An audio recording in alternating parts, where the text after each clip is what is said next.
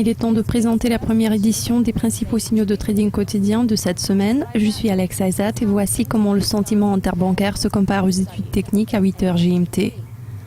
L'euro-dollar est plutôt neutre dans son court terme, mais les graphiques de moyen et long terme deviennent rouges avec 4 et 5 études respectivement et ils sont confirmés par le sentiment interbancaire court de plus de 21%. Il y a du rouge à travers le tableau de la livre-dollar qui voit 6 signaux vente dans ses graphiques d'1 heure et de 4 heures et 5 dans la perspective journalière, tandis que les études techniques correspondent au sentiment interbancaire court de plus de 29%.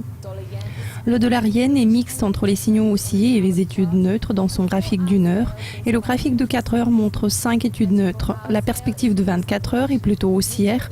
Le sentiment interbancaire long de moins de 6% est neutre et il soutient les modèles de moyen terme.